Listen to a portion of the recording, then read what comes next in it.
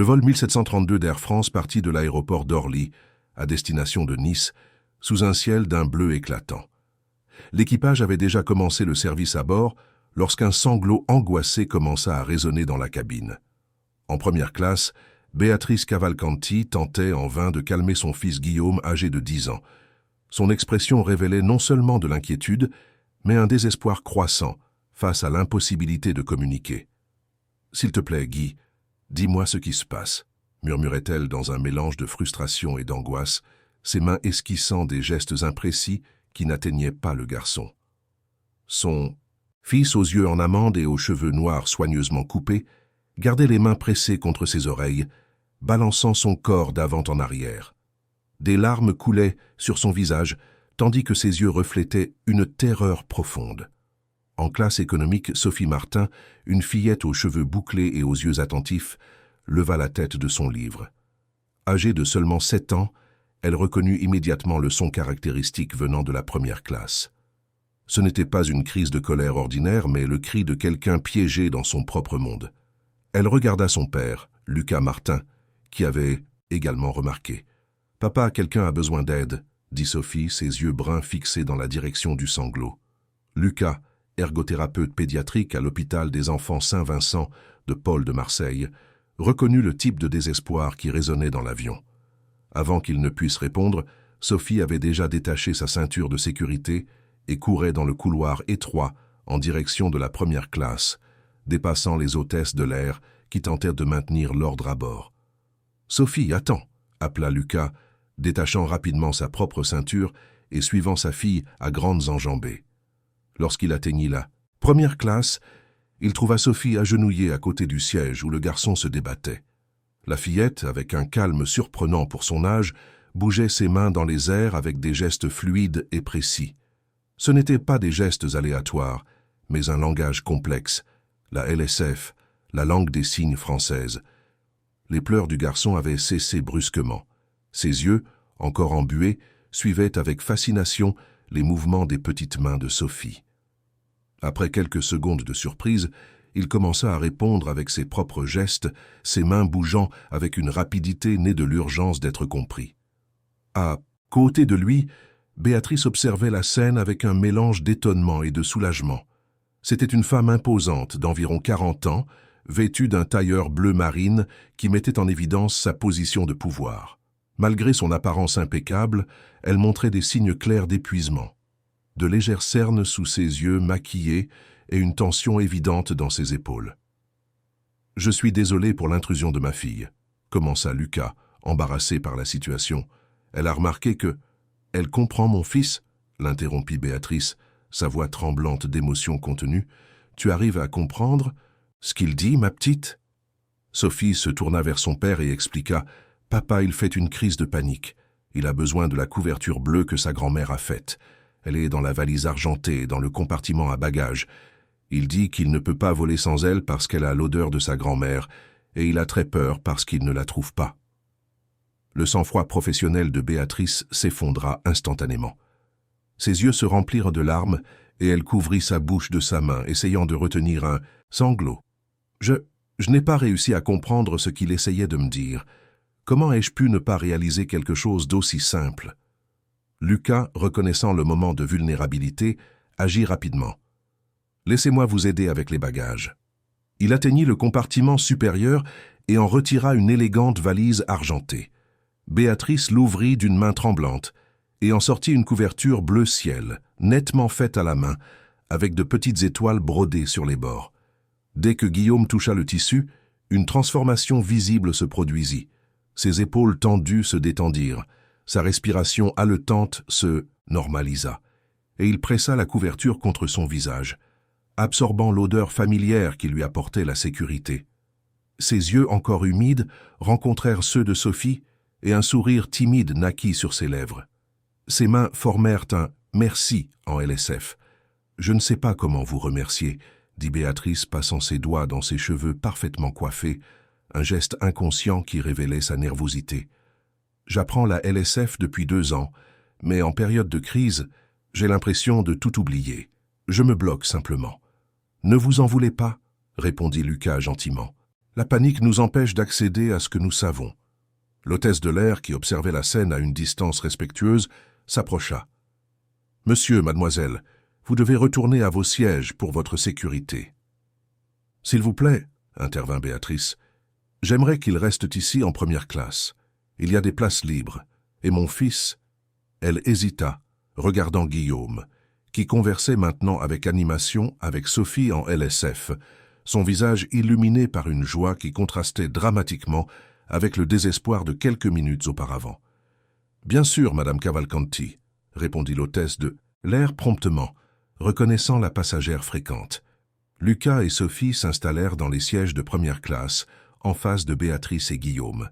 Tandis que Sophie continuait sa conversation silencieuse avec le garçon, Lucas observait l'interaction avec une fierté paternelle. « Votre fille est incroyable », commenta Béatrice, s'ajustant sur son siège. « Comment a-t-elle appris la LSF si jeune? Il est rare de voir des enfants de cet âge avec une telle fluidité. » Lucas prit une profonde inspiration, se préparant à partager une histoire qui faisait encore mal. La mère de Sophie, Marine, était interprète en LSF. Nous avons tous les deux appris quand nous nous sommes rencontrés à l'université. Elle travaillait pour l'inclusion dans les écoles publiques de Nice. L'utilisation du passé ne passa pas inaperçue pour Béatrice. Elle était ? Oui, confirma Lucas, sa voix baissant d'un ton. Marine a eu un anévrisme cérébral il y a 4 ans. C'était soudain. Un jour, elle enseignait dans une école. Le lendemain, sa voix se brisa. « Je suis désolée, » dit Béatrice, avec une sincère empathie. Après avoir perdu sa mère, Sophie a cessé de parler pendant 6 mois, complètement. La LSF est devenue notre forme de communication. Elle refusait d'utiliser sa voix, mais ses mains n'ont jamais cessé de parler. C'est comme ça que nous avons survécu à cette période. Béatrice regarda Guillaume, qui montrait maintenant quelque chose sur sa tablette à Sophie. La grand-mère de Guillaume est décédée il y a 6 semaines. C'était elle qui le comprenait vraiment. Ma mère, Colette, l'a pratiquement élevé pendant que je construisais mon entreprise. Elle a appris la LSF avant moi. L'avion rencontra une légère turbulence, faisant clignoter les lumières momentanément. Guillaume tendit les épaules, mais Sophie lui fit rapidement un signe qui le fit se détendre à nouveau. « Quelle est votre entreprise ?» demanda Lucas, essayant de distraire Béatrice du moment de tension. « Cavalcanti Énergie Renouvelable. Nous développons des technologies d'énergie solaire et éolienne. » Elle sourit légèrement. « Vous n'en avez probablement jamais entendu parler. » Lucas écarquilla les yeux. « La CER. Bien sûr que je connais. Vous êtes des pionniers de l'énergie durable en France. » Béatrice parut réellement surprise. La plupart des gens ne connaissent que notre nom en bourse. Pendant qu'ils conversaient, Sophie avait sorti un carnet de son sac à dos et dessinait maintenant quelque chose pour le montrer à Guillaume. Le garçon observait avec fascination, ses yeux brillants d'intérêt. « On dirait qu'ils s'entendent bien, » commenta Lucas, observant les enfants. « Guillaume n'interagit pas comme ça avec les autres enfants, » répondit Béatrice, la voix nouée par l'émotion. « La plupart ne savent pas comment communiquer avec lui, et il a fini par s'isoler. » Le vol se poursuivit tranquillement. Lucas et Béatrice alternaient entre des conversations sur leur vie et des moments de contemplation silencieuse, observant l'amitié instantanée qui fleurissait entre leurs enfants.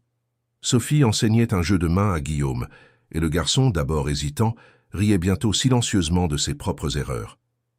Lorsque l'avion commença sa descente vers l'aéroport Nice-Côte d'Azur, le ciel était déjà peint des tons orangés du crépuscule. L'aéroport, récemment rénové, accueillait les passagers avec la brise chaude typique de la Côte d'Azur. Béatrice observa par la fenêtre les palmiers se balançant doucement, si différents de la jungle de béton de Paris qu'elle avait l'habitude de voir. « Nous allons dire au revoir, Sophie, » dit Lucas, se levant dès que l'avis de débarquement fut donné. « Nous devons remercier Madame Cavalcanti pour sa gentillesse de nous laisser nous asseoir en première classe. » Sophie, qui montrait à Guillaume des photos de la plage de la promenade des Anglais sur sa petite tablette, leva les yeux. Elle fit rapidement un signe au garçon qui répondit par un mouvement de main qui ressemblait à une supplication. « Il ne veut pas que nous partions, papa, » traduisit Sophie, ses grands yeux implorants. Il a dit qu'il n'avait jamais eu d'amis qui parlaient comme lui. Béatrice ajusta la ceinture de Guillaume, dissimulant l'émotion que ces mots avaient provoquée. Depuis que son ex-mari Richard avait abandonné la famille, quand Guillaume n'avait que 2 ans, elle avait été témoin de l'isolement progressif de son fils. Richard n'avait pas pu accepter la surdité de Guillaume, affirmant qu'il n'avait pas de structure émotionnelle pour gérer un enfant défectueux, un mot qui transperçait encore le cœur de Béatrice comme un poignard. « Vous avez des projets pour les prochains jours à Nice ?» demanda Béatrice hésitante, son ton de PDG confiant remplacé par quelque chose de plus vulnérable. Lucas prit son sac à dos usé dans le compartiment supérieur. « En fait, nous habitons ici. Je travaille au centre de rééducation infantile de l'Université Côte d'Azur et Sophie étudie à l'école primaire publique Jacques Prévert, qui a un programme d'inclusion pour les enfants ayant des besoins spéciaux.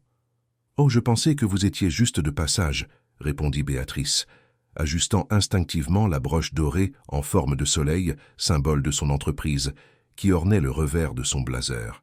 « Nous séjournons au Jardin d'Azur Resort pour 2 semaines.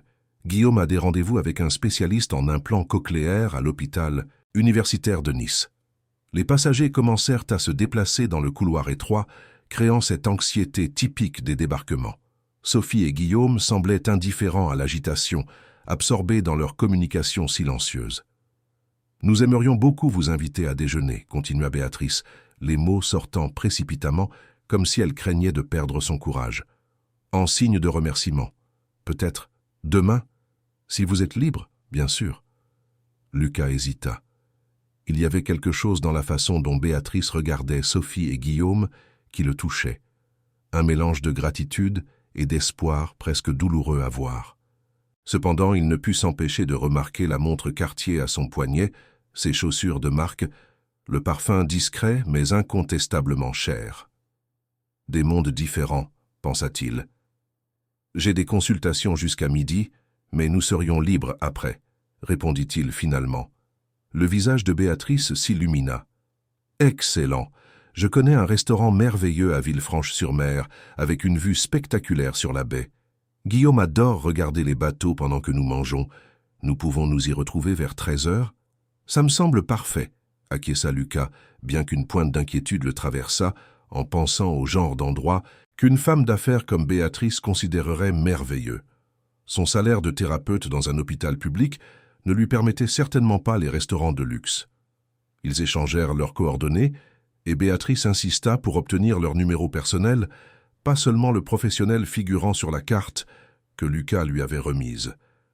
Il y avait une urgence dans ces gestes qui semblaient disproportionnés pour un simple déjeuner de remerciement. En se disant au revoir dans le hall de l'aéroport, Guillaume refusa de lâcher la main de Sophie jusqu'à ce que sa mère promette, en LSF hésitante, qu'ils se reverraient le lendemain. Sophie, de son côté, enseigna à Guillaume un signe spécial, un mouvement qui combinait les lettres S et G qui serait uniquement le leur. « Qu'est-ce que ça signifie ?»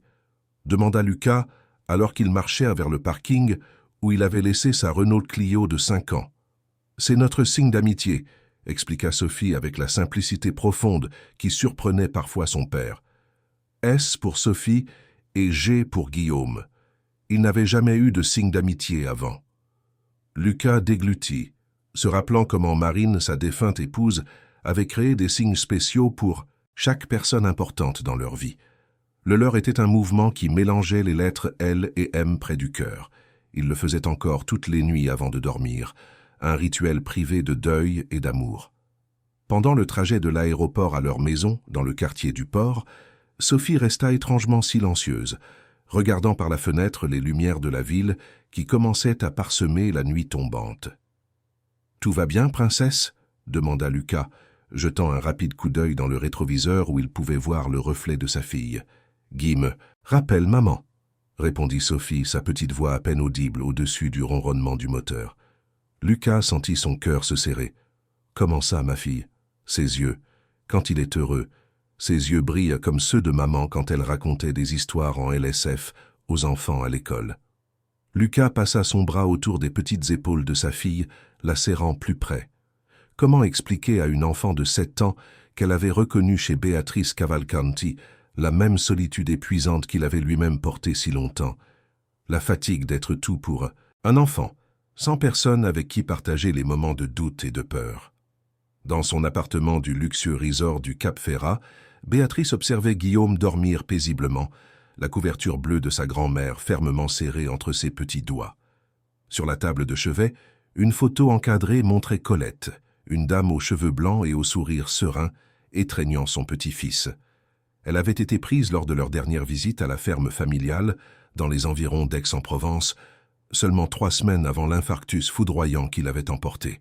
Béatrice prit sa tablette et ouvrit le dossier de fichiers personnels, protégé par mot de passe.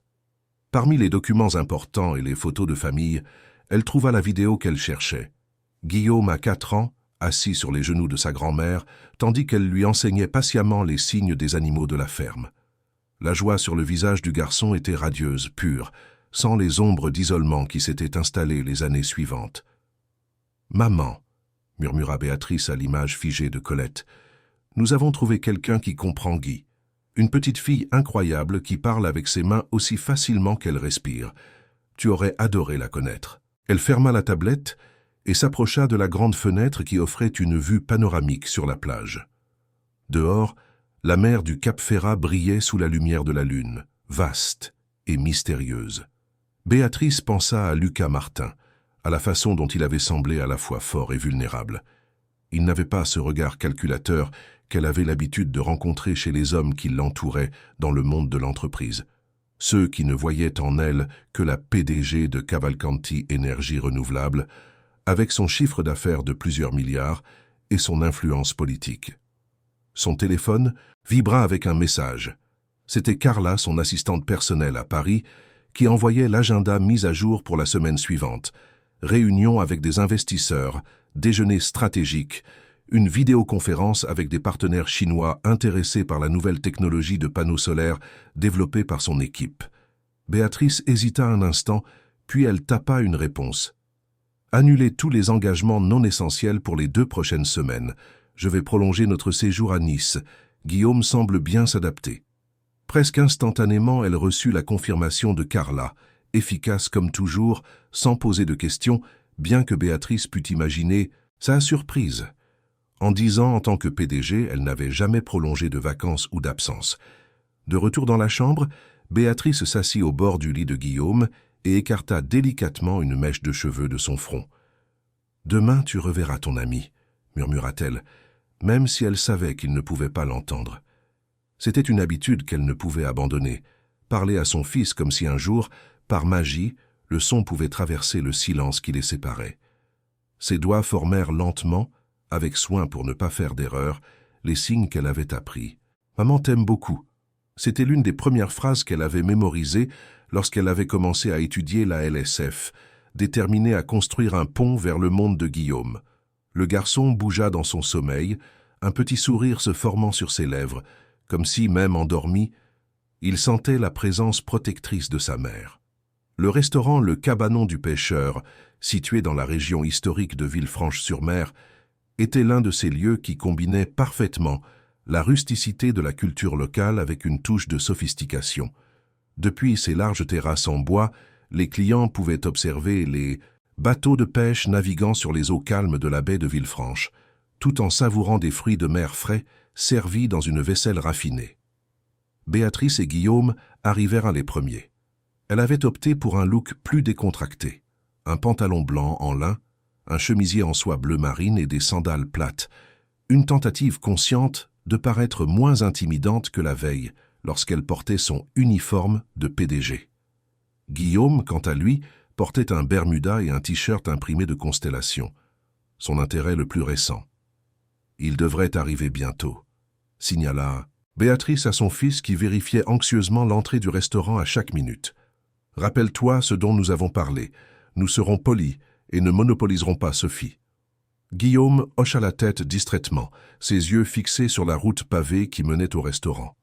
Quand il aperçut enfin la Sandero bleue de Lucas se garer, son visage s'illumina d'un sourire si sincère que Béatrice sentit un nœud dans la gorge. Combien de fois avait-elle rêvé de voir cette expression insouciante sur le visage de son fils? Sophie sortit de la voiture vêtue d'une simple robe fleurie et de sandales blanches. Ses cheveux bouclés étaient attachés en 2 tresses qui encadraient son visage radieux. Dès qu'elle vit Guillaume, Ses doigts commencèrent à former des signes rapides et enthousiastes. Lucas observa l'interaction en marchant vers la table. Il portait un jean et une chemise bleu clair, le maximum de formalité qu'il avait pu extraire de sa garde-robe d'ergothérapeute. Il tenait un petit paquet emballé dans du papier coloré. « J'espère que cela ne vous dérange pas », dit Lucas en s'approchant de Béatrice. Mais Sophie a insisté pour apporter un cadeau à Guillaume. Béatrice sourit, sincèrement touchée, par le geste. « Absolument pas. En fait, Guillaume a aussi préparé quelque chose pour Sophie. » Les enfants étaient déjà absorbés par leur conversation silencieuse, assis côte à côte à la grande table en bois de récupération qui offrait une vue privilégiée sur la mer. « Merci d'avoir accepté l'invitation », dit Béatrice après qu'un serveur serviable eut apporté de l'eau citronnée et remis les menus. Je n'ai pas de mots pour exprimer à quel point le geste de Sophie a compté pour nous hier. Lucas observa comment elle incluait son fils dans le « nous », une habitude qu'il avait lui-même développée avec Sophie après le départ de Marine. C'était son instinct naturel. Depuis toute petite, Sophie sent quand quelqu'un a besoin de communiquer, mais ne trouve pas les mots. « Comme sa mère ?» demanda Béatrice, se souvenant de leur brève conversation dans l'avion. « Oui. » Lucas sourit avec nostalgie. Marine avait ce don de savoir exactement ce que quelqu'un essayait de dire, même quand la personne ne trouvait pas les mots justes. Pendant qu'il parlait, Sophie tendit son cadeau à Guillaume, un petit livre artisanal fait de carton coloré et d'illustrations faites à la main. « Qu'est-ce que c'est, Sophie ?» demanda Lucas, curieux de la réaction émue de Guillaume, qui feuilletait les pages avec révérence. « C'est un dictionnaire de signes pour l'astronomie, » expliqua Sophie, fière. « Guillaume m'a dit hier qu'il adore les étoiles et les planètes, mais à son école, personne ne connaît les signes spécifiques pour les constellations et les galaxies. Alors j'ai fait ce livre avec les signes que maman m'a appris et certains que j'ai inventés. » Béatrice observa son fils absorber chaque page du petit livre avec une fascination absolue. Il est obsédé par l'astronomie depuis qu'il a vu un documentaire sur les trous noirs l'année dernière. Nous avons acheté un télescope et avons passé de nombreuses nuits sur la terrasse de notre appartement à Paris à observer les étoiles. Elle soupira. Malheureusement, la pollution lumineuse de la ville rend la tâche assez difficile. Ici à Nice, surtout sur les plages plus éloignées, le ciel nocturne est spectaculaire, commenta Lucas. Parfois, nous emmenons notre petit télescope sur une plage plus éloignée des environs de Nice quand il y a un événement astronomique spécial. Les yeux de Guillaume brillèrent en comprenant la conversation par la lecture labiale partielle et les quelques signes que Béatrice faisait en parallèle.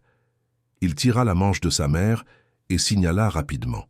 « Il veut savoir si nous pouvons aller tous ensemble observer les étoiles une de ces nuits », traduisit Béatrice, souriant de l'enthousiasme de son fils.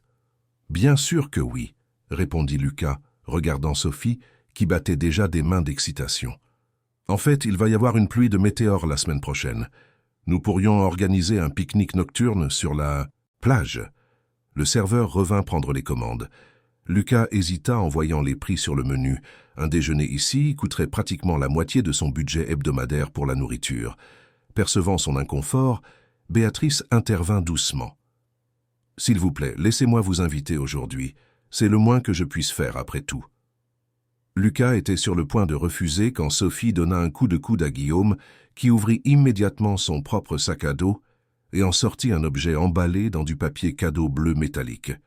« Pour toi », signala Guillaume à Sophie, ses mains légèrement tremblantes de nervosité.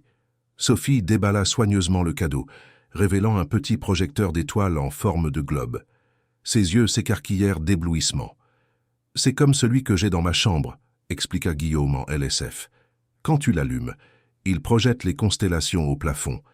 Il a un mode spécial qui montre comment le ciel apparaît à différentes époques de l'année. » Sophie serra le cadeau contre sa poitrine, son expression radieuse. « Merci, je vais le mettre dans ma chambre dès aujourd'hui. On dirait que les enfants planifient déjà notre prochaine décennie.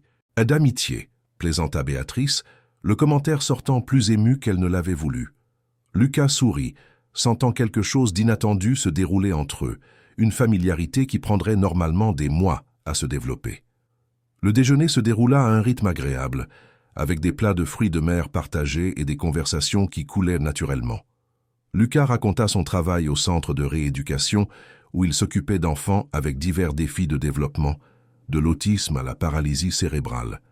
Béatrice, quant à elle, partagea des histoires des débuts de Cavalcanti Énergie Renouvelable lorsqu'elle travaillait depuis un petit bureau loué à Paris avec seulement 3 employés. J'ai lancé l'entreprise juste après l'université, contre la volonté de mon père, qui voulait que je reprenne les affaires familiales dans l'industrie textile, expliqua-t-elle, tout en savourant une coupe de vin blanc local. Il pensait que l'énergie propre était un truc de hippie, comme il disait. Il a fallu 5 ans avant que nous commencions à faire des bénéfices, et 3 de plus avant qu'il n'admette que j'avais raison. « Et votre mari, a-t-il soutenu votre décision ?» demanda Lucas, regrettant immédiatement en voyant l'expression de Béatrice se durcir. « Ex-mari », corrigea-t-elle, baissant la voix pour que les enfants, absorbés par leurs propres dessins et conversations, ne remarquent pas le changement de son ton. Richard était architecte quand nous nous sommes rencontrés. Il trouvait fascinant d'être marié à une femme d'affaires. La fascination a duré exactement jusqu'à ce que nous découvrions que Guillaume était sourd. Elle prit une profonde inspiration, comme pour rassembler ses forces. Il n'a pas supporté la pression. Il a dit qu'il n'avait pas signé pour une vie de complications. 2 mois après le diagnostic, j'ai trouvé une lettre sur la table de la cuisine. Il avait accepté un projet en Europe. Il n'est jamais revenu, n'a plus jamais pris contact. Lucas sentit une vague d'indignation. « Je suis désolé. Certaines personnes ne sont tout simplement pas capables d'affronter les défis. » L'ironie est que, rétrospectivement, ce fut un soulagement, confessa Béatrice, se surprenant elle-même par son honnêteté. Je n'ai plus eu besoin de faire semblant que nous avions un mariage parfait. J'ai pu concentrer toute mon énergie sur Guillaume et sur l'entreprise. Ma mère a emménagé chez nous et a pris en charge une grande partie des soins de Guillaume pendant que je travaillais. C'est elle qui a vraiment élevé Guillaume les premières années. De l'autre côté de la table, Sophie enseignait à Guillaume un jeu de claquettes rythmiques qu'elle avait appris à l'école, adapté pour fonctionner visuellement sans les éléments sonores. « Et vous ?» demanda Béatrice, détournant le sujet de la conversation. « Comment avez-vous géré tout cela seul après le décès de votre femme ?» Lucas observa Sophie un instant avant de répondre. « Les premiers mois, j'ai survécu en mode automatique. Je me réveillais, préparais Sophie pour l'école, allais travailler, la récupérais, préparais le dîner, la couchais. Je répétais la routine comme un robot, tandis qu'à l'intérieur, j'étais complètement brisé. » Il prit une gorgée d'eau, organisant des pensées qu'il partageait rarement. Le pire n'était pas la douleur, bien qu'elle fût insupportable, mais de voir Sophie souffrir sans pouvoir l'atteindre. Quand elle a arrêté de parler, j'ai consulté des spécialistes, j'ai essayé la thérapie infantile, rien ne fonctionnait. Jusqu'à ce qu'une nuit allongée dans mon lit, je me souvienne comment Marine racontait toujours des histoires à Sophie en LSF avant de dormir. « Alors vous avez commencé à utiliser la LSF avec elle », compléta Béatrice, comprenant immédiatement. « Exactement. Cette même nuit, je suis entré dans sa chambre et j'ai commencé à lui raconter son histoire préférée, La Petite Sirène, version originale. Pas celle de Disney, entièrement en cygne. Ce fut la première fois que je revis une étincelle dans ses yeux. Les mois suivants, nous avons conversé presque exclusivement en LSF, même en public. Les gens nous regardaient, certains commentaient, mais je m'en fichais. C'était notre pont, notre chemin de retour l'un vers l'autre. Guillaume battit des mains pour attirer l'attention, puis signala avec enthousiasme à sa mère. « Il veut savoir si nous pouvons montrer à Sophie le fort du Mont Alban après le déjeuner », traduisit Béatrice. Apparemment, il vient de découvrir que Sophie n'y est jamais allée, et il est indigné par cette grave lacune dans son éducation culturelle, ajouta-t-elle avec un sourire. Lucas consulta sa montre. « Pourquoi pas ? Je n'ai pas d'engagement pour cet après-midi. » L'expression de Béatrice s'illumina. « Excellent. Nous pouvons y aller dans ma voiture. Il y a plus d'espace. » Après avoir savouré un dessert de crème de papaye au cassis, spécialité de la maison qui fit déclarer à Sophie que c'était le meilleur jour de sa vie, ils se dirigèrent vers le parking où la Range Rover Évoque noire de Béatrice les attendait.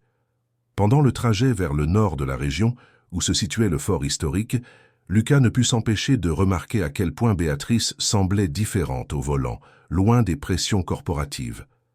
Il y avait une légèreté dans ses mouvements, une spontanéité dans ses rires, qui contrastait avec la contenance contrôlée de la veille.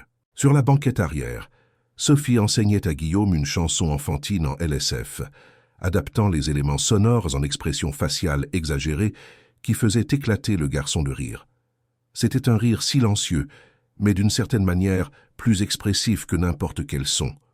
Ils semblent se connaître depuis des années, et non depuis moins de 24 heures, commenta Lucas, observant les enfants dans le rétroviseur. Béatrice hocha la tête, les yeux momentanément embués. Guillaume n'avait jamais eu de vrais amis auparavant. À l'école, même avec un interprète, il restait toujours isolé pendant les récréations. Sophie a aussi des difficultés à se connecter avec d'autres enfants, confessa Lucas. Elle est très intense, je pense. Elle en sait trop, elle ressent trop. Les autres enfants trouvent cela étrange. Un silence confortable s'établit entre eux, rempli seulement du doux son du moteur et du rire occasionnel de Sophie. Il y avait une sensation étrange dans l'air, comme si quelque chose d'important commençait à se former, quelque chose qu'aucun des deux adultes n'était encore prêt à nommer. Les 2 semaines que Béatrice et Guillaume devaient passer à Nice se transformèrent en 3, puis en 4. À chaque appel à Paris, Béatrice présentait de nouvelles justifications au conseil d'administration de l'entreprise. Les médecins recommandaient des séances de thérapie supplémentaires pour Guillaume. Le climat de la région faisait des merveilles pour la santé du garçon. Elle profitait de l'occasion pour explorer le potentiel de Nice comme éventuel siège d'un nouveau centre de recherche en énergie solaire. Cette dernière partie n'était pas entièrement fausse. Nice, connue comme la capitale de l'innovation, abritait un écosystème florissant de start-up technologiques. Mais la vraie raison de prolonger leur séjour résidait dans les rencontres quasi quotidiennes avec Lucas et Sophie qui étaient devenus le point culminant des journées de Guillaume, et Béatrice l'admettait silencieusement à elle-même, des siennes aussi. Un samedi après-midi ensoleillé, près d'1 mois après leur rencontre dans l'avion, les 4 se retrouvèrent au parc Phoenix. Guillaume et Sophie couraient sur la pelouse ouverte, jouant à cache-cache entre les arbres, tandis que Lucas et Béatrice les observaient assis sur une couverture de pique-nique étendue sous un arbre fleuri. « Je crois que je n'ai jamais vu Guillaume aussi libre », commenta Béatrice, observant son fils faire un signe enthousiaste à Sophie derrière un arbre, ne comprenant clairement pas le concept de se cacher vraiment au cache-cache. Lucas sourit, coupant une tranche de fromage fermier qu'ils avaient acheté à un marché bio en chemin. Sophie dit la même chose de lui. Hier soir, elle m'a demandé si nous pouvions l'adopter comme frère. Béatrice rit, acceptant le morceau de fromage que Lucas lui offrait. Et qu'avez-vous répondu? Que les familles se présentent sous de nombreuses formes différentes et que certaines personnes entrent dans nos vies pour y rester, même sans papiers officiels. Il marqua une pause, hésitant avant de continuer. J'avoue que j'étais inquiet quand elle s'est attachée si rapidement à Guillaume. Je pensais que ce ne serait qu'une amitié de vacances, quelque chose de passager. Je craignais la déception quand vous retourneriez à Paris. Le sourire de Béatrice s'estompa. À ce propos, j'ai reçu un appel de mon assistante hier. Il y a une situation à l'entreprise qui exige ma présence. Nous devrons rentrer la semaine prochaine. Lucas hocha la tête, sentant un pincement inattendu au cœur. Bien sûr, vous avez déjà beaucoup prolongé votre séjour. Guillaume doit avoir le mal du pays, de l'école. En fait, Béatrice l'interrompit, ses doigts tapotant nerveusement son verre de jus. J'ai pensé à quelque chose. C'est probablement une idée absurde, mais... Et si nous pouvions maintenir ce lien entre les enfants d'une manière ou d'une autre? Lucas inclina la tête, curieux. Qu'avez-vous en tête? Peut-être des visites régulières?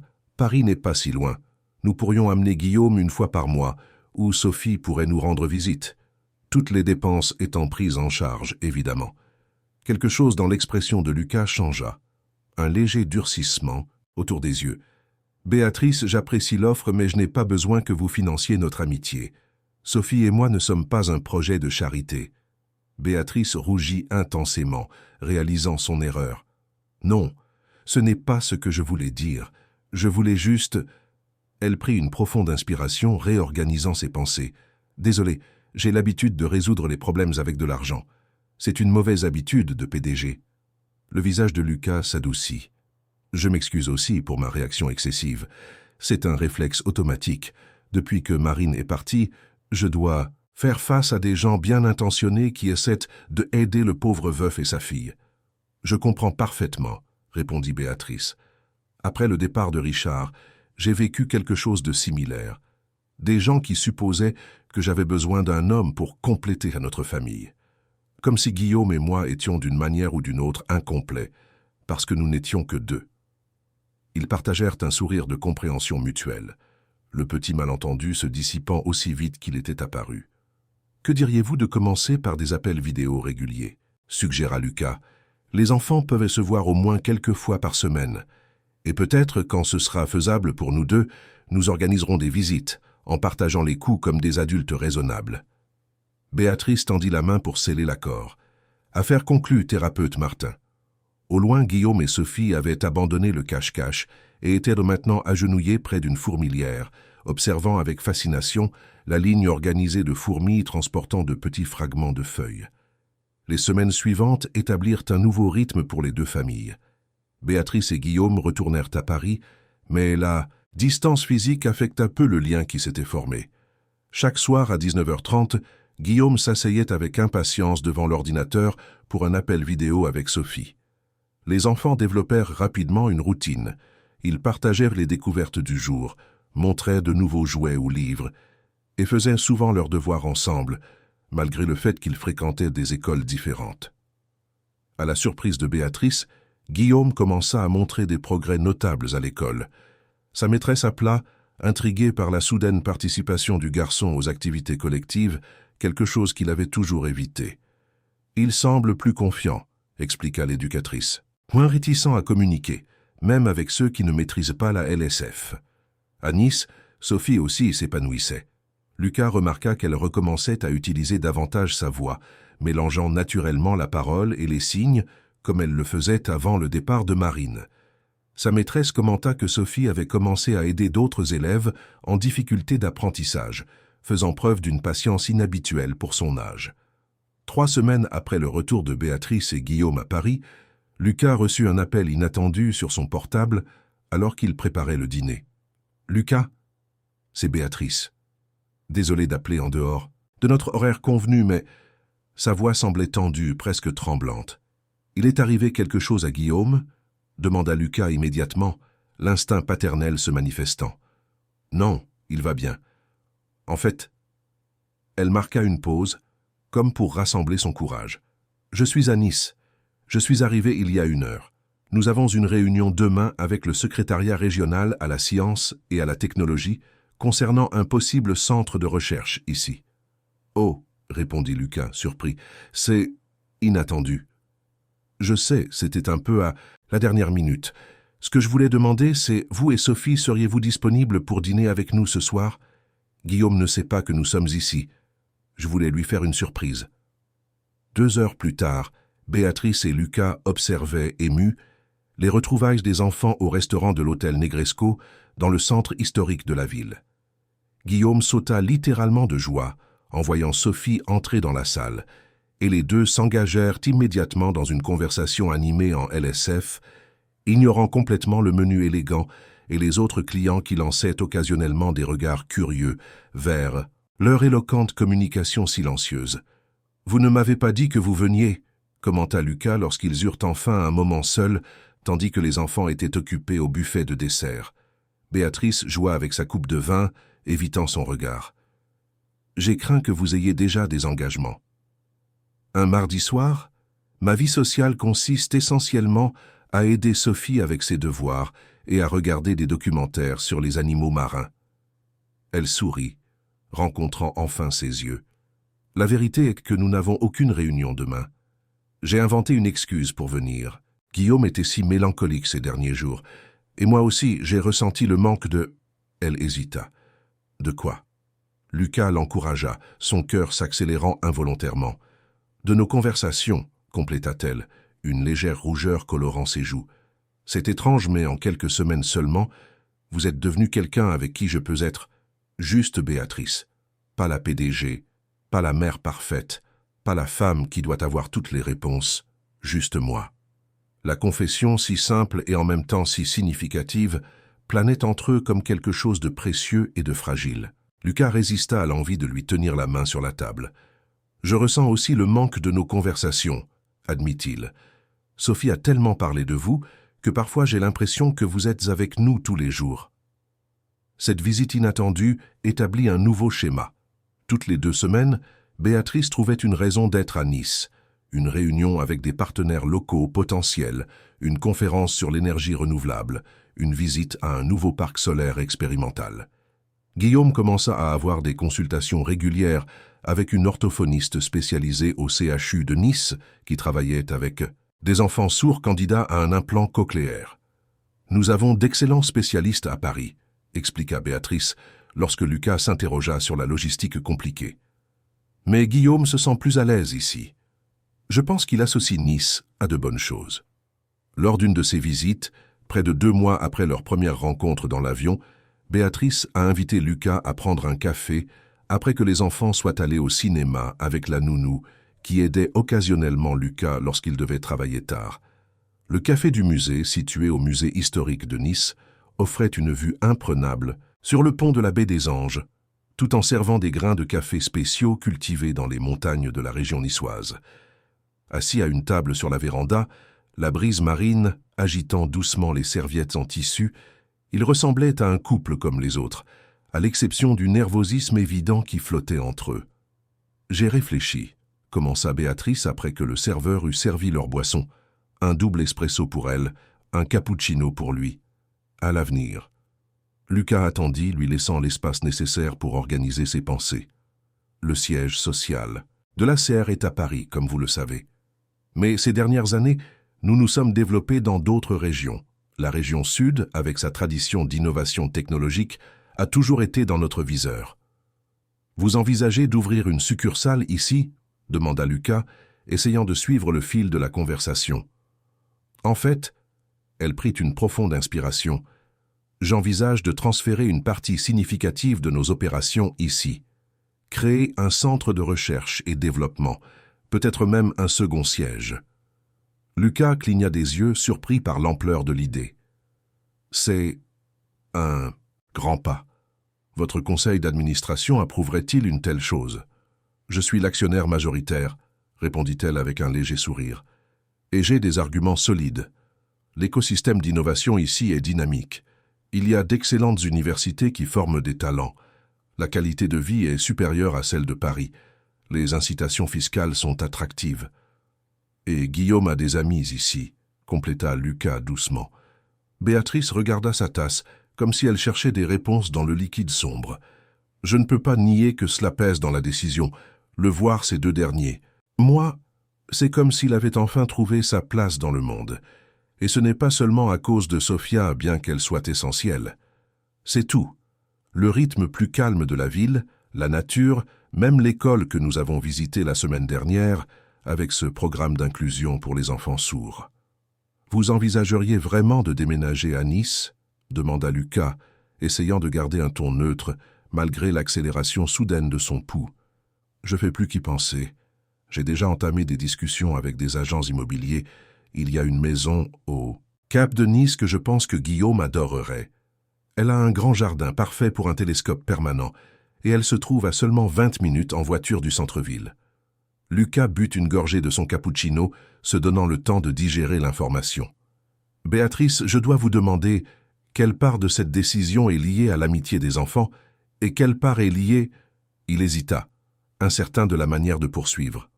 « À nous ?» elle compléta, ses yeux rencontrant enfin les siens. « Il serait malhonnête de dire que je… » n'y ai pas pensé non plus. Lucas, ces 2 derniers mois, vous et Sophia êtes devenus importants pour nous, plus importants que je n'aurais imaginé possible en si peu de temps. Lucas sentit un nœud dans sa gorge. Je ressens la même chose, et ça m'effraie un peu. Pourquoi ? demanda-t-elle, se penchant légèrement sur la table. Parce que nos vies sont très différentes. Vous dirigez une entreprise d'énergie renouvelable évaluée à des milliards. Je suis ergothérapeute dans un hôpital public. Vous participez à des réunions de conseil et à des dîners avec des ministres. Je passe mes journées à aider des enfants à apprendre à utiliser des couverts ou à tenir un crayon correctement. Et vous pensez que je m'en soucie ? Ce n'est pas ce dont vous vous souciez, mais des réalités pratiques. Votre monde et le mien ? Il fit un geste vague, comme pour indiquer la distance entre des planètes. Béatrice tendit la main sur la table, couvrant la sienne de la sienne. Mon monde, c'est Guillaume. Tout le reste, l'entreprise, les réunions, les événements sociaux, ne sont que des moyens de garantir qu'il ait tout ce dont il a besoin pour être heureux et épanoui. Et ces derniers mois, il est devenu clair que ce dont il a le plus besoin, ce sont des connexions réelles, des gens qui le voient tel qu'il est, non pas comme un problème à gérer ou un handicap à surmonter. Ses doigts s'entrelacèrent à ceux de Lucas presque naturellement. Quant à vous être juste un ergothérapeute, Lucas, vous transformez des vies tous les jours. Vous redonnez l'indépendance et la dignité aux enfants. Quel travail pourrait être plus précieux que cela? Le soleil commençait à se coucher sur la baie, teintant le ciel de teintes orangées qui se reflétaient dans les eaux calmes. C'était l'un de ces moments parfaits qui semblent sortis d'un film. Le genre de moment qui, pensa Lucas, n'arriverait probablement jamais à quelqu'un comme lui. J'ai peur que nous nous précipitions, confessa-t-il, à cause des enfants, à cause de la connexion immédiate.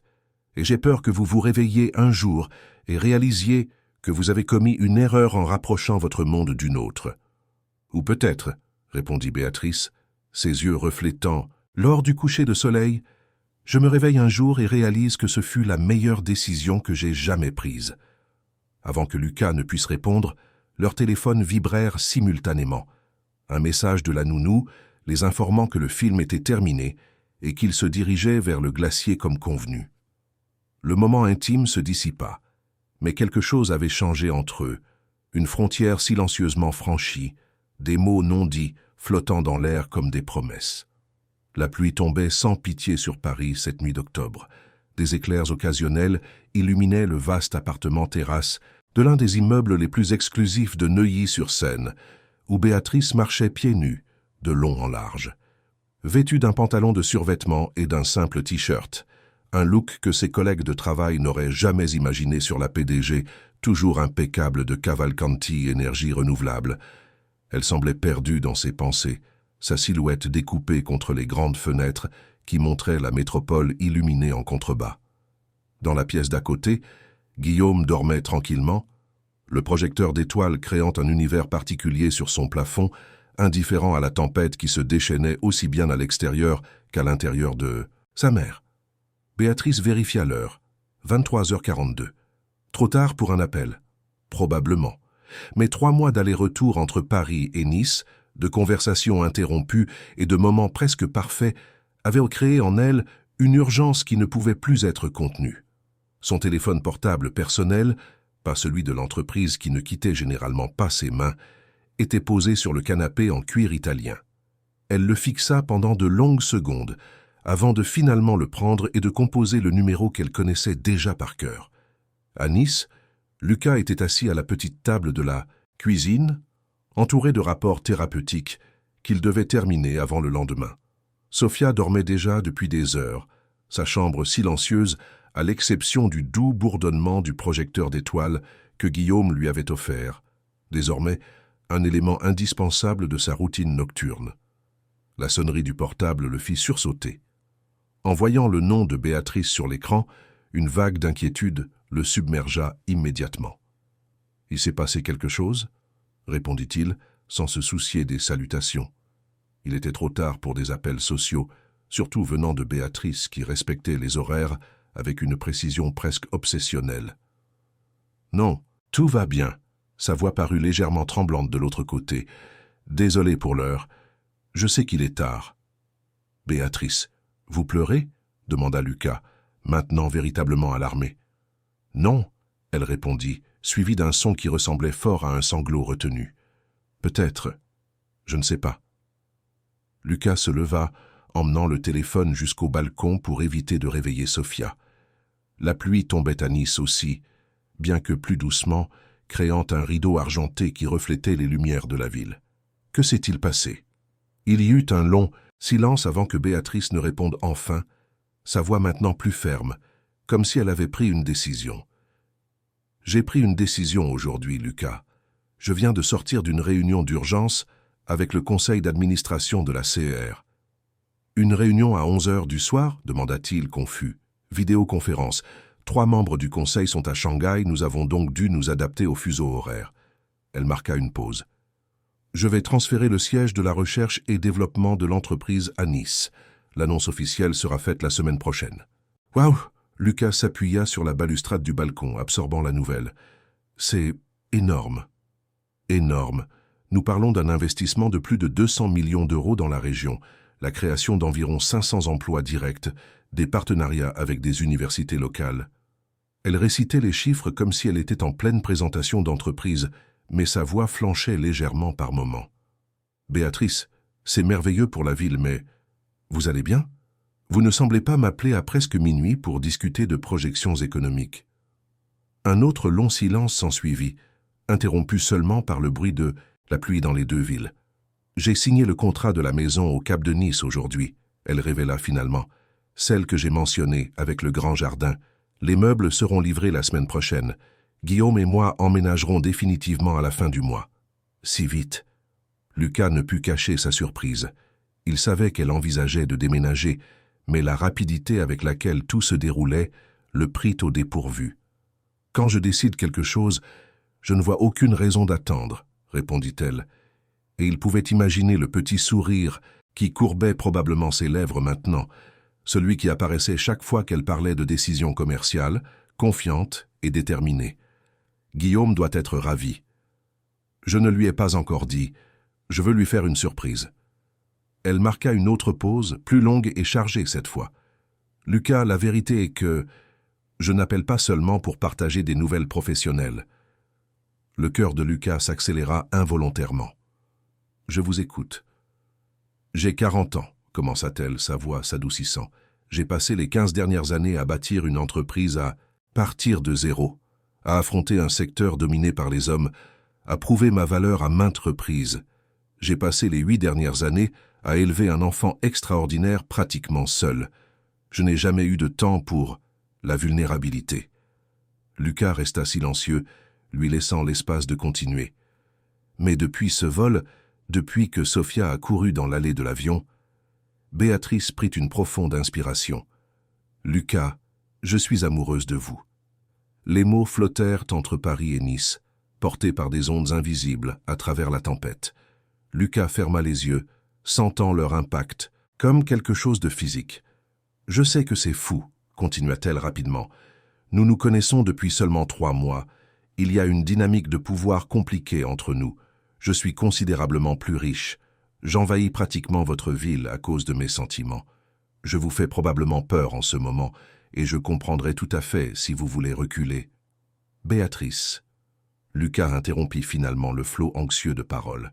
« Respirez. » Il entendit l'expiration tremblante de l'autre bout du fil. « Je suis aussi amoureux de vous, » dit-il simplement, les mots sortant comme s'ils avaient à leur propre vie. « Je lutte contre ça depuis ce jour dans le vieux Nice, quand vous avez aidé Sophia à plier des serviettes en forme de petits bateaux. »« Quoi ?» La surprise était évidente dans sa voix. « Pourquoi n'avez-vous jamais rien dit ?» Lucas s'appuya sur la balustrade du balcon, observant les gouttes de pluie ruisseler sur la vitre de la porte. « Parce que quelqu'un comme vous ne s'intéresserait jamais à quelqu'un comme moi dans des circonstances normales. Parce que j'ai peur que ce ne soit que la situation. 2 personnes solitaires dont les enfants se sont connectés de manière extraordinaire. Parce que j'ai peur de ne pas être suffisant pour votre monde. » « Mon monde ?» La voix de Béatrice prit un ton presque indigné. « Lucas, vous ne comprenez pas? Vous êtes la première personne depuis des années qui me voit vraiment. Pas la PDG, pas la millionnaire, pas la femme d'affaires à succès qui fait la couverture de Forbes. Vous voyez la mère imparfaite qui ne parvient pas à communiquer correctement avec son propre enfant. La femme qui manque à sa mère tous les jours. La personne réelle derrière les titres. » Lucas sentit un nœud dans sa gorge. « Et vous êtes la première personne depuis Marine qui me fait sentir que je peux être plus que juste le père de Sophia, qui me donne envie d'essayer à nouveau, même avec toute cette peur. » Un coup de tonnerre particulièrement fort retentit sur Paris, faisant sursauter Béatrice. De l'autre bout du fil, Lucas entendit le bruit. « Je crois que l'univers commente notre conversation, » plaisanta-t-il, essayant d'alléger l'intensité du moment. Béatrice rit, un son authentique et soulagé, qui fit s'épanouir le cœur de Lucas. « Alors, Qu'est-ce qu'on fait maintenant? Eh bien, apparemment, vous avez déjà acheté une maison et vous transférez une partie de votre entreprise dans ma ville, alors je suppose que la balle est dans mon camp, répondit-il avec un léger ton de provocation. Ce n'est pas tout à fait comme ça que je l'avais planifié, admit-elle. Normalement, je suis plus stratégique. Si cela peut vous consoler, je crois qu'aucun de nous ne planifiait cela. Quand Sofia a décidé de sauter de son siège dans ce vol, il y eut un moment de silence contemplatif, non plus tendu mais confortable, le genre de silence qui n'existe qu'entre deux personnes qui n'ont pas besoin de remplir chaque seconde de mots. « Qu'allons-nous dire aux enfants ?» demanda Lucas finalement. « La vérité » suggéra Béatrice. « Que leurs parents essaient de voir s'ils peuvent déconstruire quelque chose ensemble, tout comme elles ont construit leur amitié. » « Vous pensez qu'elles comprendront ?» Béatrice rit doucement. « Lucas, je suis presque certaine qu'elles planifient notre vie commune depuis ce premier déjeuner, dans le vieux Nice. » Les jours suivants, quelque chose changea subtilement dans la dynamique entre eux. Les appels vidéo nocturnes, auparavant principalement centrés sur les enfants, s'étendèrent désormais bien après que Sofia et Guillaume soient allés dormir. Des conversations qui commençaient par des nouvelles du jour évoluaient rapidement vers des discussions profondes sur d'anciens rêves, des peurs silencieuses, des espoirs presque oubliés. Lucas découvrit que, derrière la façade d'une dirigeante implacable, Béatrice cachait une passion pour la littérature russe et collectionnait les premières éditions de Dostoïevski. Elle, à son tour, fut enchantée de découvrir que l'ergothérapeute jouait de la guitare et avait composé des berceuses pour Sofia quand elle était bébé. 2 semaines après l'appel nocturne, Béatrice et Guillaume arrivèrent à Nice pour ce que le garçon croyait être une de leurs visites régulières. Mais cette fois, au lieu de se diriger vers l'hôtel habituel, le chauffeur se dirigea vers le cap de Nice. « Où allons-nous, maman ?» signa Guillaume, curieux de remarquer le chemin différent. « C'est une surprise », répondit Béatrice, tant en signe que verbalement, sa maîtrise de la LSF visiblement plus fluide après des mois de pratique intensive. Quand la voiture s'arrêta devant une élégante maison contemporaine à 2 étages, avec de larges baies vitrées et un jardin luxuriant et paysager, Guillaume regarda sa mère avec confusion. « Je veux te montrer une maison », expliqua-t-elle, le guidant par le chemin de pierre jusqu'à l'entrée principale. Une maison très spéciale. L'intérieur était spacieux et lumineux, avec des meubles modernes stratégiquement positionnés pour créer des ambiances chaleureuses sans sacrifier l'amplitude. Guillaume parcourut les pièces avec une excitation croissante, surtout quand il découvrit la chambre à l'étage qui avait un balcon donnant sur la mer et, à côté d'elle, un petit observatoire avec un dôme en verre où un télescope professionnel était déjà installé. « À qui est cette maison, maman ?» signa-t-il, les yeux écarquillés d'admiration. Béatrice s'agenouilla pour être à la hauteur des yeux de son fils, ses mains formant des signes précis et affectueux. « La nôtre, si tu veux. Nous pouvons vivre ici à Nice, près de Sofia et de l'oncle Lucas. Nous pourrions commencer une nouvelle vie ici. Qu'en penses-tu » La réaction de Guillaume fut instantanée et sans équivoque. Il sauta pratiquement dans les bras de sa mère, l'embrassant avec une telle force que tous deux faillirent tomber. Quand il s'écarta finalement, ses mains bougeaient si rapidement en signe d'excitation que Béatrice parvenait à peine à suivre. « Oui, oui, on peut déménager demain. Je peux le montrer à Sofia aujourd'hui. Elle peut venir jouer ici. On peut avoir un chien maintenant qu'on a un jardin. » Béatrice rit, son cœur débordant de joie en voyant le bonheur sincère de son fils. « Une chose à la fois. D'abord, nous allons chercher Sofia et l'oncle Lucas pour un déjeuner spécial ici. J'ai quelque chose d'important à vous annoncer, à tous. » 2 heures plus tard, Lucas et Sofia arrivèrent à la nouvelle maison, amenés par le même chauffeur qui était venu les chercher. Guillaume attendait avec impatience à la porte, vibrant pratiquement d'excitation. Dès qu'il vit Sofia, il courut vers elle et commença à la tirer par la main, déterminé à lui montrer chaque centimètre de la nouvelle propriété. Lucas resta en arrière avec Béatrice, tous deux observant les enfants disparaître à l'intérieur de la maison au milieu d'une explosion de signes et de rires. « C'est une maison incroyable », commenta-t-il, essayant de dissimuler le léger malaise qu'il ressentait face à l'ostentation évidente de la richesse. Ce n'était pas de l'envie, mais une conscience aiguë de la disparité entre leurs mondes. Béatrice sembla lire dans ses pensées. « Ce n'est qu'une maison, Lucas. Grande, oui, parce que je veux de l'espace pour que Guillaume grandisse, pour avoir un laboratoire adapté aux projets scientifiques pour lesquels il commence à montrer de l'intérêt, pour recevoir des amis qu'il, j'espère, se fera à la nouvelle école. » Elle toucha légèrement son bras. « Mais c'est ce qui se passe à l'intérieur qui compte. Et ce que je veux le plus, c'est que ce soit un endroit où tout le monde se sente bienvenu et à l'aise, surtout vous et Sophia. » Lucas hocha la tête, se permettant de se détendre. Guillaume semble extasié. Complètement. Je crois que je ne l'ai jamais vu aussi heureux qu'au moment où il a compris que nous vivrions ici de façon permanente. Elle hésita, mordant légèrement sa lèvre inférieure, un rare geste de nervosité que Lucas avait remarqué n'apparaître que dans les moments de vulnérabilité authentique. « En fait, il y a quelque chose que je veux discuter avec vous, avant de parler aux enfants. » « Ça a l'air sérieux, » commenta Lucas, tandis qu'il la suivait jusqu'à une spacieuse terrasse arrière qui offrait une vue panoramique sur la plage du Cap de Nice. « C'est à propos de nous, » commença Béatrice, sa posture professionnelle momentanément remplacée par quelque chose de plus hésitant. « Lucas, je suis une personne directe. Je l'ai toujours été. Dans le monde des affaires, c'est considéré comme une vertu. Dans les relations personnelles, pas toujours. » Elle prit une profonde inspiration. « Je suis en train de changer ma vie et la vie de mon fils pour vous. Et pour Sophia, bien sûr, mais principalement pour vous. Cela me place dans une position vulnérable que je n'ai pas l'habitude d'occuper. » Lucas l'observa attentivement, percevant à quel point cet aveu coûtait à une femme habituée à toujours paraître en contrôle. « Que me demandez-vous exactement, Béatrice ? » ?»« Je demande s'il y a un réel avenir pour nous. Pas seulement des rencontres occasionnelles pendant que les enfants jouent, pas seulement des conversations nocturnes au téléphone. Un véritable engagement avec toutes les complications que cela implique. » Lucas fit un pas en avant, réduisant la distance entre eux. « Vous êtes en train de me demander de sortir avec vous, Béatrice Cavalcanti ?» Un sourire réticent apparut sur ses lèvres. « Je crois que oui, d'une manière assez maladroite. » Lucas prit ses mains entre les siennes. « Vous savez ce que Sophia m'a demandé hier soir avant de dormir ?» Béatrice inclina la tête, curieuse. « Qu'est-ce qu'elle a demandé ?» ?»« Elle voulait savoir quand toi et Guillaume viendriez vivre avec nous, parce que selon elle, il est temps que nous soyons une vraie famille. » Lucas sourit au souvenir. « Apparemment, Sophie et Guillaume en discutent depuis des semaines, lors de leurs appels vidéo privés.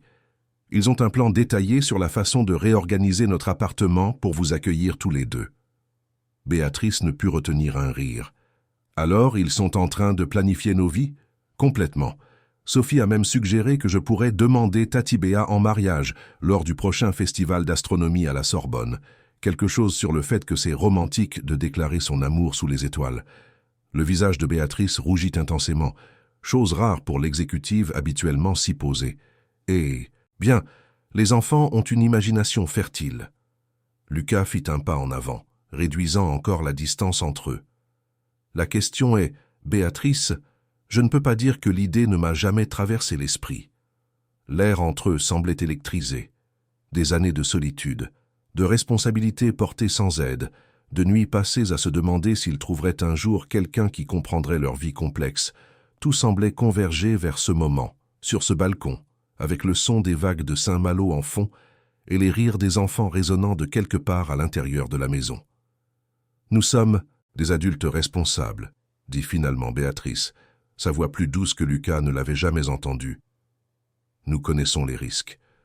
Nous savons que des complications peuvent survenir lorsque des familles se mélangent, surtout lorsqu'il y a des enfants.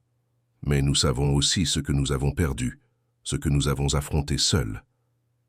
Et ce que nous désirons pour l'avenir, » compléta Lucas, portant une main à son visage dans une douce caresse. Le baiser qui suivit fut doux, exploratoire, chargé de promesses et de possibilités. Lorsqu'ils se séparèrent, tous deux souriaient avec un mélange de soulagement et d'attente. « Allons-y doucement, » suggéra Lucas. « Un pas à la fois. Les enfants sont la priorité. »« Je suis entièrement d'accord, » répondit Béatrice, arrangeant inconsciemment une mèche de cheveux derrière son oreille. « En parlant de ça, nous devrions aller voir ce qu'ils préparent. C'est trop silencieux à l'intérieur. » Ils trouvèrent Sophie et Guillaume dans l'observatoire improvisé, tous deux allongés sur le sol, dessinant ce qui semblait être une carte stellaire élaborée. En voyant les adultes main dans la main à l'entrée, ils échangèrent un regard complice avant que Sophie ne prononce à voix haute ce que ses mains avaient déjà signalé à Guillaume. Enfin, les mois qui suivirent apportèrent des changements significatifs aux deux familles. Béatrice et Guillaume s'installèrent définitivement à Saint-Malo, tandis que le centre de recherche et développement de la CER prenait forme dans un complexe moderne près de la Sorbonne, créant un buzz dans la communauté scientifique locale et générant des centaines d'emplois. Guillaume fut inscrit à l'Institut Lumière du Savoir, une école bilingue pour sourds et entendants, qui utilisait la LSF comme deuxième langue officielle dans toutes les activités. À sa surprise et sa joie, il découvrit qu'il n'était pas le seul passionné d'astronomie. Il y avait un club scientifique où d'autres étudiants partageaient sa fascination pour le cosmos. Lucas et Sophie restèrent dans leur appartement à Montparnasse, maintenant leur routine tout en entrelaçant progressivement leur vie avec celle de Béatrice et Guillaume. Les week-ends, ils se réunissaient tous à la maison de Saint-Malo pour des barbecues sur la terrasse, des séances d'observation des étoiles dans le petit observatoire, ou simplement pour profiter de la compagnie les uns des autres. La relation entre Lucas et Béatrice fleurit à son propre rythme, construite sur des bases de respect mutuel et d'admiration sincère. Il l'accompagnait occasionnellement à des événements corporatifs, se surprenant à découvrir qu'il avait beaucoup à apporter aux discussions sur l'accessibilité et la responsabilité sociale. Elle, à son tour, trouvait le temps dans son emploi du temps, toujours chargée de participer aux foires scientifiques de l'école de Sophie et même d'aider en tant que bénévole lors d'événements caritatifs organisés par l'hôpital où Lucas travaillait. La question financière, qui semblait initialement un abîme infranchissable entre eux, fut abordée avec une franchise surprenante lors d'un dîner aux chandelles, 6 mois après le début officiel de leur relation. « Nous devons parler d'argent », déclara Béatrice directement, tandis qu'il dégustait un risotto aux fruits de mer que Lucas avait préparé. Il acquiesça, s'attendant à cette conversation depuis un certain temps. « J'écoute. »« Ma fortune personnelle est considérable, » commença-t-elle, gardant le ton pragmatique qu'elle utilisait pour les discussions importantes. « L'entreprise vaut des milliards, mes investissements personnels sont diversifiés et fructueux. Je n'aurai jamais à me soucier d'argent, et Guillaume est financièrement à l'abri pour plusieurs générations. » Lucas prit une gorgée de vin, la laissant continuer. « Mais je comprends parfaitement ton besoin d'indépendance. Je le respecte, je l'admire. Alors je propose ceci. Nos finances restent séparées. Tu continues à payer tes factures, moi les miennes. Pour les activités conjointes, nous trouvons des compromis raisonnables. » Cela semble juste, convint Lucas, ressentant un soulagement dont il ne savait pas qu'il avait besoin. Mais, continua Béatrice, je veux aussi être clair sur quelque chose. Je ne limiterai jamais ce que je peux offrir à Sophie à cause d'un concept abstrait d'égalité financière. Si une opportunité éducative, un voyage important, un traitement médical, tout ce qui pourrait la bénéficier et qui est à ma portée, se présente, j'aimerais pouvoir y contribuer sans que cela soit perçu comme de la charité ou de l'ingérence. Lucas réfléchit un instant, appréciant son honnêteté. Cela semble raisonnable, à condition que nous puissions discuter au cas par cas. Je ne veux pas que Sophie grandisse avec des attentes irréalistes ou un sens faussé du privilège. Absolument, convint Béatrice. C'est exactement la même préoccupation que j'ai avec Guillaume. Je veux qu'il valorise les gens pour ce qu'ils sont, pas pour ce qu'ils possèdent. Alors, nous avons un accord ? Demanda Lucas, tendant la main sur la table. Béatrice entrelaça ses doigts dans les siens. Nous avons un accord. Des partenaires égaux, indépendamment des zéros sur nos comptes bancaires. Par un après-midi ensoleillé, de samedi, presque un an après leur rencontre dans l'avion, les deux familles marchaient le long du rivage de Saint-Malo. Guillaume et Sophie couraient devant, poursuivant les vagues qui léchaient doucement le sable doré. Lucas et Béatrice suivaient quelques mètres derrière, main dans la main, observant les enfants avec des sourires identiques de fierté et d'admiration. « As-tu déjà pensé à ce que serait notre vie si Sophie n'avait pas désobéi aux règles du vol ce jour-là » demanda Béatrice, posant sa tête sur l'épaule de Lucas, tandis qu'il marchait. « Constamment, admit-il. C'est effrayant de penser à la façon dont de petites décisions peuvent changer complètement le cours de nos vies. » Devant, Sophie avait trouvé un coquillage particulièrement beau et le montrait avec enthousiasme à Guillaume. ses mains se mouvant en des signes fluides qui étaient maintenant aussi naturels pour les quatre que respirer. « J'ai quelque chose à te montrer, » dit Lucas, s'arrêtant soudainement. Il sortit de sa poche un petit objet brillant que Béatrice confondit initialement avec un coquillage. « Qu'est-ce que c'est » demanda-t-elle, tendant la main. Lucas déposa dans sa paume un délicat anneau en argent avec une petite pierre bleue incrustée. Non pas un diamant ostentatoire, mais un saphir d'un ton profond qui rappelait le ciel nocturne. « C'est une météorite, » expliqua-t-il, la nervosité évidente dans sa voix habituellement calme. « Eh bien, techniquement, c'est un saphir avec des inclusions de fragments de météorites. Le géologue du département de géosciences de la Sorbonne m'a aidé à le trouver. Apparemment, c'est extrêmement rare. Des particules qui ont voyagé à travers l'espace pendant des millions d'années avant de trouver leur chemin jusqu'à la Terre. » Béatrice regardait fixement l'anneau, les mots lui manquant momentanément. « J'ai trouvé cela approprié, » continua Lucas, prenant courage. « Quelque chose qui a parcouru des distances immenses pour arriver jusqu'ici, comme nous. »« Lucas, » commença Béatrice, sa voix tremblante d'émotion contenue. « Je ne demande pas de réponse maintenant, » se hâta-t-il. « Je sais que nous en avons parlé, mais je sais aussi que ta vie est compliquée, qu'il y a des considérations corporatives, des questions patrimoniales. » Béatrice posa un doigt sur ses lèvres, le faisant taire doucement. « Oui. Oui ?» Lucas cligna des yeux, confus. « Oui, à quoi exactement ?»« Oui à tout, » répondit-elle, des larmes de bonheur commençant à se former dans ses yeux. « Oui à l'anneau. Oui à nous. Oui à une famille. Oui à la construction de quelque chose d'extraordinaire ensemble. » À quelques mètres de distance, Guillaume donna un coup de coude à Sophie et désigna les adultes. Tous deux sourirent en voyant l'étreinte émue qui suivit, échangeant un high-five silencieux de mission accomplie. 6 mois plus tard, le Jardin des plantes de Paris était décoré de lumières délicates qui ressemblaient à des étoiles terrestres parmi le feuillage luxuriant.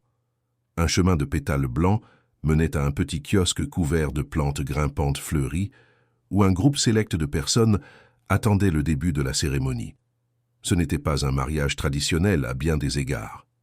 Au Pucce, lieu d'une marche nuptiale conventionnelle, un quatuor à cordes interprétait doucement Clair de lune de Debussy, la musique qui jouait lors du premier dîner officiel de Lucas et Béatrice en tant que couple.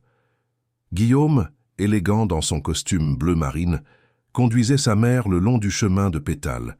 Béatrice avait opté pour une simple robe de soie couleur ivoire qui épousait son corps avec une élégance décontractée. Ses cheveux, normalement attachés en chignon strict pour les réunions d'entreprise, tombaient en vagues douces encadrées de petites fleurs blanches. Dans le kiosque, Lucas attendait avec Sophie à ses côtés, la fillette radieuse dans sa robe bleu ciel qui correspondait à la cravate de son père. Lorsque Béatrice et Guillaume s'approchèrent, la musique diminua doucement, laissant place à un moment de silence révérencieux. La célébrante, une amie proche de Marina, qui avait joué un rôle essentiel dans l'introduction de la LSF dans la vie de la famille, commença la cérémonie simultanément en français parlé et en signes, garantissant que chaque mot soit accessible à tous les présents.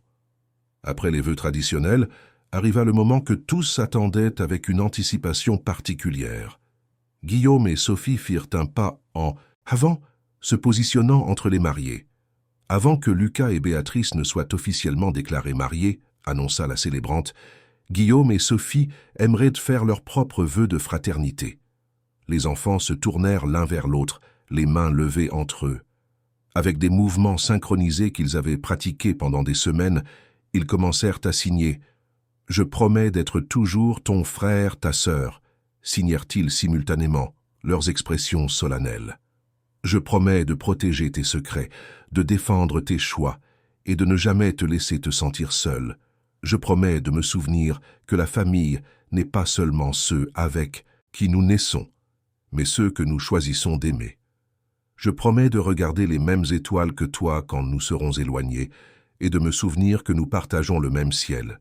Je promets d'être ton ami aujourd'hui, demain et toujours. » Il n'y avait pas un œil sec dans le kiosque lorsqu'ils terminèrent avec le signe spécial qu'ils avaient créé ce premier jour dans l'avion, le mouvement qui combinait S et G en un seul geste fluide. La célébration qui suivit fut intime et joyeuse, reflétant la personnalité des mariés. Dans un coin du jardin, un écran diffusait une vidéo en boucle. L'enregistrement fait par un passager du moment où Sophie avait couru dans le couloir de l'avion pour aider Guillaume. Béatrice avait retrouvé la vidéo via les réseaux sociaux, déterminée à préserver l'instant qui avait changé leur vie pour toujours. Parmi les présents se distinguait une table spéciale, où 2 photographies encadrées occupaient une place d'honneur. Madame Conception, avec son sourire serein, et Marina, les yeux brillants et les mains figées au milieu d'un signe, le signe pour famille. 3 ans après le mariage, la maison de Saint-Malo accueillit un nouveau résident. Pierre Martins Cavalcanti naquit à l'aube d'un matin de septembre, apportant avec lui une nouvelle dimension de joie à la famille déjà unie. Dès ses premiers jours, le bébé fut immergé dans un environnement bilingue, unique, ses oreilles captant le français parlé par ses parents, ses yeux suivant fascinés les signes que tous autour de lui utilisaient naturellement. À la surprise et au grand plaisir de tous, les premiers gazouillis de Pierre incluaient à la fois des sons et des mouvements de main, une tentative précoce de communication dans les 2 langues qui grandissait autour de lui. Avant même de fêter son premier anniversaire, il parvenait déjà à signer maman, papa, Sophie et Guy, ce dernier toujours accompagné d'un sourire particulièrement radieux réservé à son grand frère qui l'adorait inconditionnellement. Guillaume, maintenant âgé de 14 ans, avait assumé le rôle de grand frère avec un sérieux surprenant.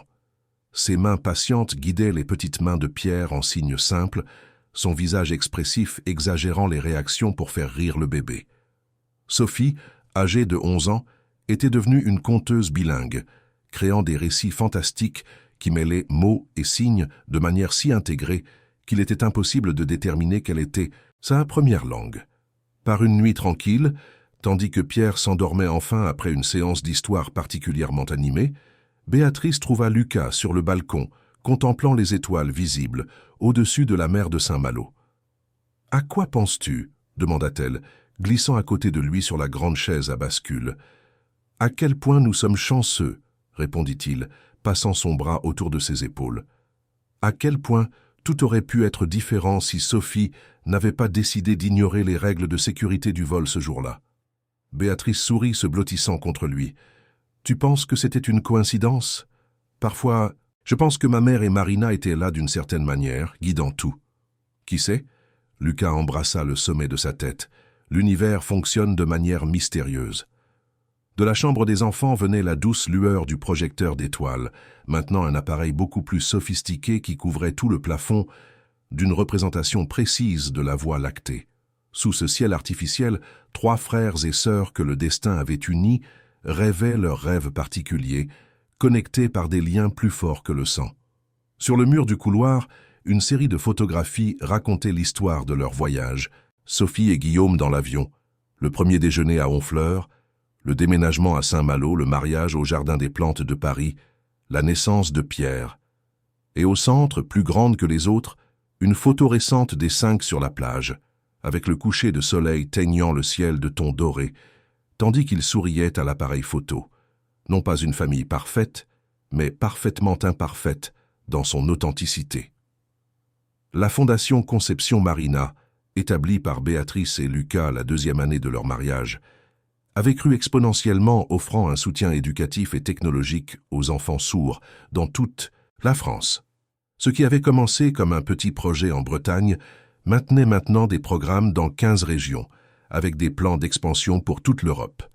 Guillaume, inspiré par son expérience personnelle, avait développé comme projet scientifique une application qui facilitait la communication entre sourds et entendants dans des situations d'urgence. Une idée qui avait attiré l'attention de l'incubateur de start-up de la CER elle-même et était maintenant en phase d'implémentation dans les hôpitaux et les aéroports. Sophie, combinant la sensibilité héritée de sa mère avec la passion pour l'inclusion, était devenue une jeune activiste, utilisant ses compétences bilingues pour créer des ponts entre des mondes que beaucoup considéraient tôt comme séparés. Sa chaîne YouTube, où elle racontait des histoires simultanément en français et en LSF, accumulait des milliers d'abonnés. « Sais-tu ce qui m'impressionne le plus ?» commenta Béatrice, interrompant le silence confortable qui s'était installé entre eux. « Comment un seul moment de courage peut déclencher tant de transformations? Sophie n'a pas seulement sauvé Guillaume de cette crise de panique, elle a initié une réaction en chaîne qui a transformé toutes nos vies. Lucas acquiesça, ses yeux captant l'éclat de la lune qui se reflétait sur l'océan au loin. C'est ce que je dis toujours aux parents des enfants que je soigne à l'hôpital. Parfois, le plus grand acte d'amour est simplement d'être présent, véritablement présent, pour quelqu'un qui souffre. De l'intérieur de la maison, le moniteur de bébé transmit un petit soupir satisfait de Pierre, se blottissant dans son sommeil. Béatrice sourit en entendant son plus jeune fils, un miracle qu'elle n'avait jamais imaginé possible lorsqu'elle se voyait comme une mère célibataire, luttant pour se connecter avec son fils sourd. « Je pense que nous devrions regarder la vidéo », suggéra-t-elle, se référant à l'enregistrement de la rencontre dans l'avion qu'il revisitait occasionnellement comme une tradition familiale. « Pour nous rappeler d'où nous venons », demanda Lucas, se levant déjà pour chercher la tablette. « Pour nous rappeler que les miracles se produisent aux moments les plus inattendus », répondit Béatrice, « et que parfois tout ce dont nous avons besoin est quelqu'un qui parle notre langage, même quand ce langage n'utilise pas de mots. »